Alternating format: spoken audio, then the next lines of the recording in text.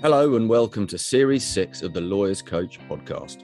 My name is Oliver Hansard and each episode will feature either myself or Claire Rason, both of us coaches and former lawyers, trying to find out what makes lawyers tick. In this series, we will be hearing from guests and experts to help us get under the skin of various cultures across the legal industry. And at the end of each episode, we will both be reflecting on what our guests have said. The Lawyers Coach podcast is brought to you by Client Talk and Hansard Coaching.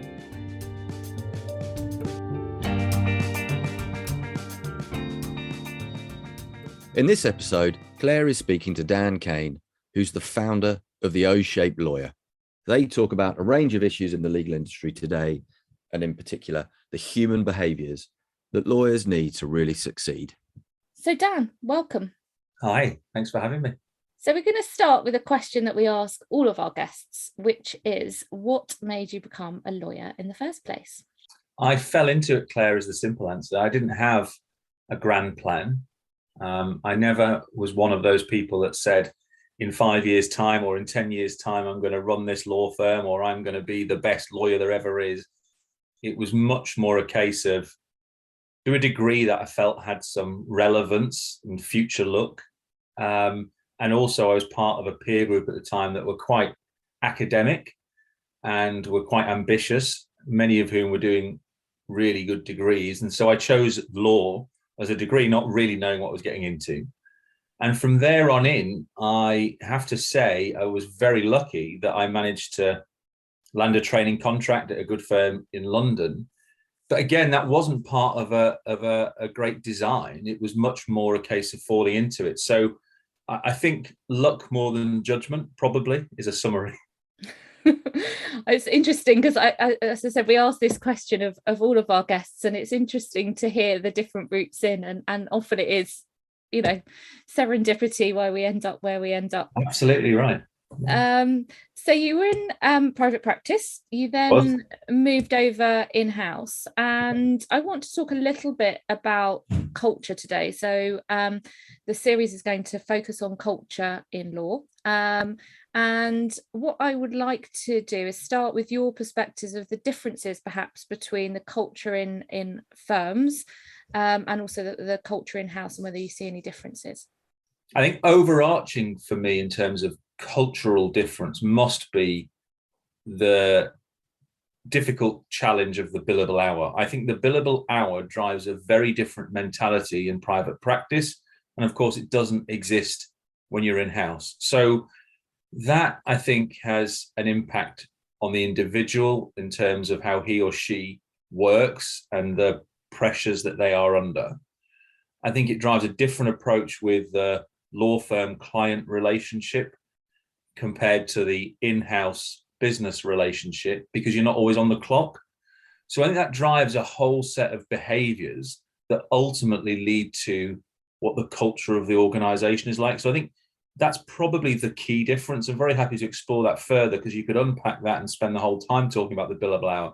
But it must have, certainly in my view, it must have an impact on culture, because the overarching purpose of that is to enable the firms to be able to bill for the work they're doing and drive towards their revenue targets and ultimately their PEP, which is such a key focus for law firms. And in-house teams don't have that kind of focus. Now, of course, the businesses they work for and with want to make profit. Of course they do. But they just never felt like there was the same drive for the numbers in-house as there was in private practice. And I think, again, that comes from a cultural approach to what success looks like in a law firm compared to what it looks like in an in-house team. And even in a big corporation, many of the in-house lawyers will work in, I still think that culturally there is a difference in how the focus and incentivization is all around PEP and revenue in law firms, and it feels very different in-house.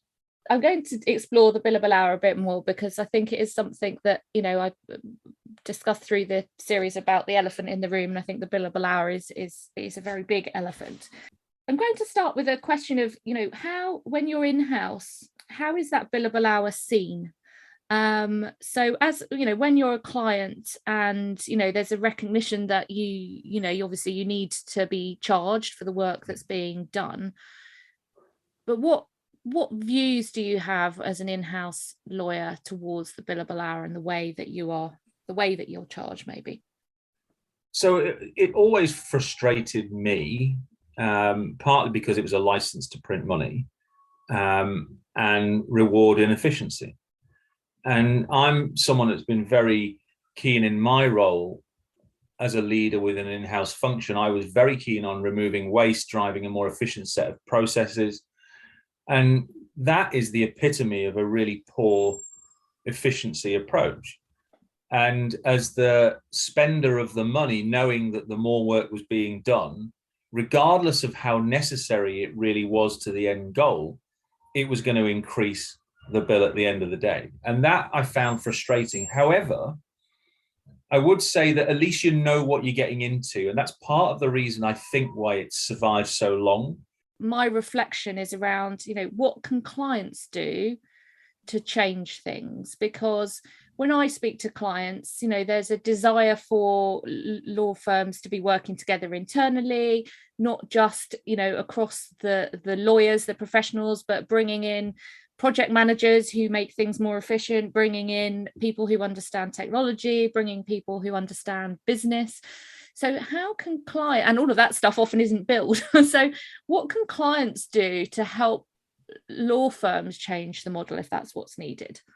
I think clients generally could be much more vocal about their concerns if they have them with the billable hour. What will surprise you potentially, Claire, and surprised me certainly when I was talking to many of the law firm leaders that I have the privilege to speak to, some of whom I think are fabulous in terms of their vision for change. But they say that, look, lots of clients are quite happy with the billable hour because, again, it's something they're used to. Many in-house lawyers, most will have come from private practice, and that's the world they know.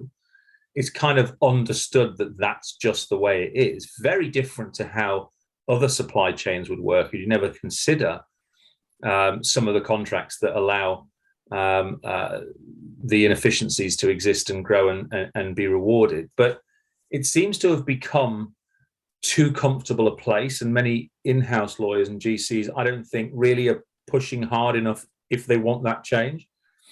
Now, I see loads of great practice where individual in-house teams are looking at the model with their firm or firms on a panel, but that is quite a quiet voice overall if you look at the size of the industry. And so I would love to have much more shared experience and learning across the in-house community where different models have been tried and succeeded, or even tried and not worked, so we can learn about what might look good in the future. I think you'll find there are some really good practices out there. If we can somehow galvanize the in-house community to bring the best practice together, we would be able to have a much more joined up voice. And that's really a large part of what O-Shaped is about, is trying to bring that collective client voice together to say, is there a better way? Now, at least explore it, Claire. It might be that you bring together a community of in-house and a community of private practice leaders. And at the end of going through all the different options, it's still agreed that the billable hour is the most appropriate way to work. Now, I'd be surprised, but at least we've explored that conversation on a much more holistic basis rather than in a binary relationship where the learning just simply isn't applied. You've touched on the O-shape and the collective voice, and I'm going to bring that in now, thinking about what you mentioned earlier on around behaviours and the billable hour drives certain behaviours. It also drives a notion of, and you mentioned what success looks like, and I think the billable hour is very much behind what success looks for within a firm, and that's very much linked to behaviours in firms. Perhaps tell us a little bit about why you're behind the O-Shaped Lawyer, what drove it. Yeah, and I'll link it in just to this issue that we've been describing and why it's relevant. So I noticed some time ago when I was a general counsel at Network Rail interviewing people, the lack of breadth of skills I was seeing in a very technical type of interview we ended up having, even though I was very keen to learn more about the personalities, the motivations, the drivers of individuals. because my approach with the team had always been to engage with the business in a very human way, because that's how I felt we would gain the trust of the business. And that proved to be the case over time. And I shared the kind of concerns I had around this lack of breadth of people skills, of social skills, that were much broader than the technical expertise that lawyers have championed forever. And it started to gain traction in peer groups, and then more broadly at conferences, where I started talking about the need for different skill sets for the modern day lawyer. And we interviewed a series of general counsel back in 2019 and published a report early 2020, which highlighted that the legal knowledge is a given. Where lawyers can excel is where they truly understand the business they are in or advising. And ultimately, those who are the most effective can create value for those businesses. And out of those interviews came a series of attributes, those 12 attributes that form the model of the O-shaped lawyer, aligned with a mindset piece, which was the 5 O's that were originally part of our thinking when we were looking at the well-rounded, hence O-shaped lawyer. And combined, they've given us a framework to be able to talk to the industry much more about what are the skills required of a lawyer in the modern world, and more broadly of the need for multidisciplinary teams to fill some of the gaps that exist, because lawyers shouldn't be all things to all people. And it gained a lot of noise and traction, and I hope still is, because the messaging is really simple. The messaging is really about bringing people front and center into our profession and recognizing the skills required to build relationships, to create value, to be adaptable, are skills that will help lawyers in their own careers individually, but also help firms and in-house teams engage much better with their client communities. And that will create longer-term trusting relationships. Now, I bring it back to our example of the billable hour and the skills that would be required to try and change that.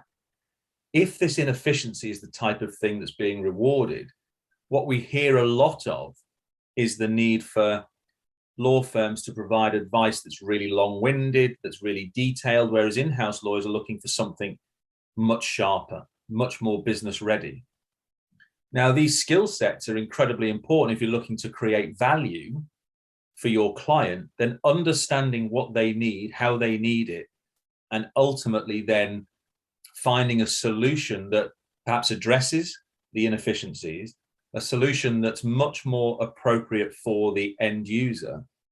That's part of what O-shaped is about. So it completely overlaps with these challenges around billable hour, where firms would be encouraged to put that long document research to the hilt out, because that is much more profitable, bizarrely, for the firm, even if it's not what the client wants. Now, clients have not pushed back enough on that, because, I compare it to any other service you go and buy. If you went to a restaurant and you were charged for the amount of time that you were there, and you were told about every ingredient that went into the particular bit of food you were having and where it came from, why it came from there, and the history of a particular grain of rice, you'd be really frustrated and you wouldn't go back. But I think we're seeing still too much being accepted and clients going back to that restaurant and getting the same again. And perhaps because there's that lack of choice, and to carry on with your analogy, all the restaurants are doing the same thing, so it's quite hard to you've got nowhere to go. Well, potentially, yeah. And some of the firms that I speak to say, look, if the clients are unhappy, they'll go elsewhere. But I'm not sure that that's the case if what's being offered is very similar. And what you find actually is that most of the clients have a great relationship with a partner at a firm. And that relationship very much is tied to the individual at the firm. That's where the trust is. That's where the history is. So from a firm perspective, that's quite risky, because if that individual leaves, quite often they will take that client with them. And I don't think it's healthy for the longer term sustainability of our profession that it is so wedded to individuals, because those individuals will move on, do something different, something will happen. And where's the succession planning? Where's the client thinking about a backup? I just don't think we are long term enough in our thinking. I've written down X factor in my notes. And the reason I've written that down is because, one of the things I want to think about is how can clients test for this stuff, which in turn you would hope and you would think would drive firms to up their game. So I'm thinking two things. One, Helen Lowe of EasyJet, who had that fabulous pitch. She was a guest on the last series, right? Which really kind of drove home the need for firms to think about different skill sets, because that was very much what she was testing for. But also I'm thinking about lots of tenders that I've been involved with where firms haven't been successful, and often it does come down to this X factor that actually, yes, technically you were brilliant, but we just didn't feel like we were going to be able to work together, or there was something missing, or we just didn't get that vibe. So I think there is this underlying understanding that this is important and this can lose pitches. So how can clients do more to test for it, and what can firms be doing to make sure that that is as important internally as the fact that they're churning out their billable hours? Helen's a great example of what she did, and there are a couple of GCs that have done similar things since. So the tender process is a brilliant opportunity for the client to try and bring on board firms who are completely aligned with their purpose, vision, behaviours, values, etc. But I don't think it's used at the moment in that way. I think it's still used in a very thoughtless way. And I mean that in the sense that quite often tenders are going out late in the day asking for urgent responses in a very similar, typical type way, throwing in loads of stuff about diversity. And it's becoming a bit boring. And I think there's a real opportunity to drive change when it comes to the tender. And I think GCs could take a wholly different approach to the tender process that I think would be welcomed by firms as well, by the way, because I think there's an unnecessary strain placed on firms to respond to tenders that never really get used, looked at, or have any particular bearing on the longer term relationship. Surely we've got to be smarter about, if we want the highest quality of service, we've got to tender in a much more appropriate way. So what Helen did and what others have done, were as a result of work that O-Shaped is doing around that law firm client relationship and how do we tender to ensure that firms who do demonstrate the O factor find their way through ultimately to the panel or to delivering the piece of work that's being tendered for. And it's not actually that complicated. If you think about the interview process you go through to hire people into your teams, this struck me. I led a panel review a few years ago at Network Rail. It struck me that we were putting people through a series of interviews, sometimes psychometric tests. They would meet many members of the team. And at some point, we would offer them a job. And that would be a job that you would hope would be long-term, but often isn't, particularly with junior people. And at the same time, we're tendering for a 5-year contract worth £20 million. More probably, that's it's that per year. So I was thinking, all we did was send out a tender, get response back, which is the equivalent of a CV, interview people for an hour where they told us all the amazing things they could do, and we appointed them to a 5-year panel. Now, that was the previous tender. We changed it up the following time. But isn't that crazy that if we're talking about strategic partnerships, extensions of our team, for a £75,000 a year job that might last a couple of years, we go through all these hoops and bureaucracy and testing and pushing and prodding. And yet for a £100 million contract, we send out a tender, get written responses back, meet them for an hour, and they're awarded the contract. That's just nuts as far as I'm concerned. So I think we can shift it. Partly it's filtering out at the beginning, trying to remove all the noise about we've done these M&A deals 400 times and here's our 500 people that can work for you. No one reads that stuff. So let's focus on, if we want a partnership, assume the firms can do the work with some evidence of that, because technically we know lots of these firms are brilliant, and then meet with them rather than have an interview. Do it like Helen did, in a much more workshop way, where you start to assess behaviors, where you start to look at it like the firms know full well when they're doing graduate recruitment. They will have graduate recruitment days where they're doing these kind of exercises all the time with the prospective lawyers. So let's be much more thoughtful about how we interview, and almost throw interview out and workshop instead. because you'll learn much more about the people you're about to enter into a long-term agreement with, doing that rather than listening to a presentation on all the fabulous work that they've done, how great they are at innovation, how they're all over technology, which we know isn't the case. So let's have a much more honest, open set of conversations. I know that you are passionate about starting to train in, I hate calling them soft skills, I call them success skills, but starting to work with law firms so that lawyers from the get-go have this O factor, have the skills that they need to go forward. What I want to ask you is, what do you think is needed? Because I think when you're at law school, and one would hope, I remember my law school days not very fondly because they were, it was one of the hurdles you had to jump through. But what can firms do to make sure that the work that you're doing at grassroots level doesn't get lost when they join the firm, enter into the fear zone, start to realise that actually the ridiculous salaries that they're getting paid come with a condition that they work every hour under the sun? So what can firms do to make sure that that gets carried through and up? In many respects, the very senior leaders have got really positive visions to share. The challenge with the law firm is you've got hundreds of partners to then bring along.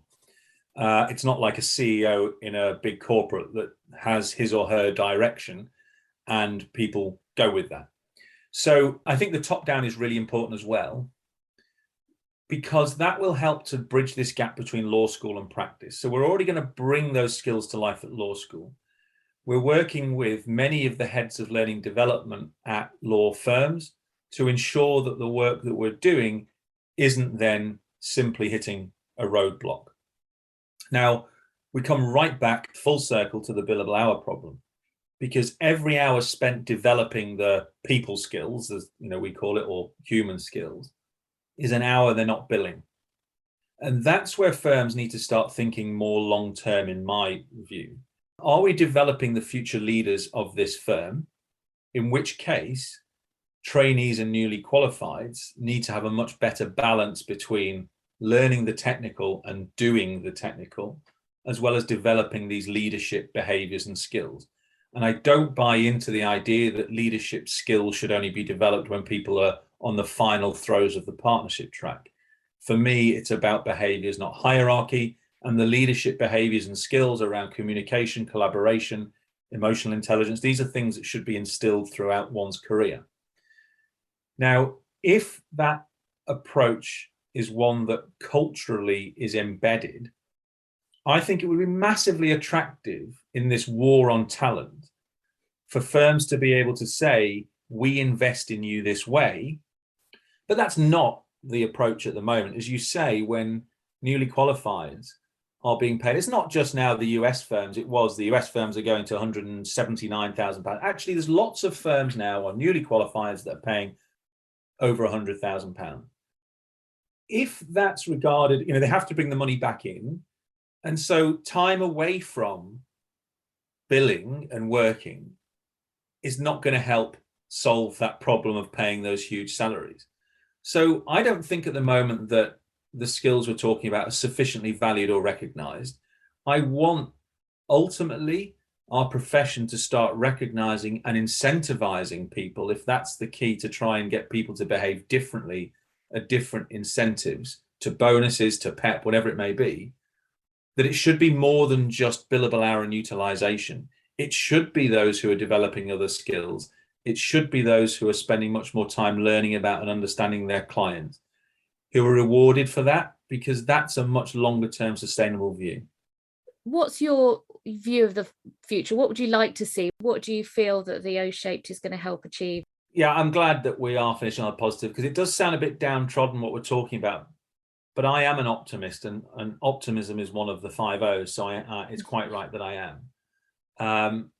And I think it's a really exciting time for the profession right now. So we can't start to look at change unless we understand the problems that exist, which I think we've distilled to some extent today.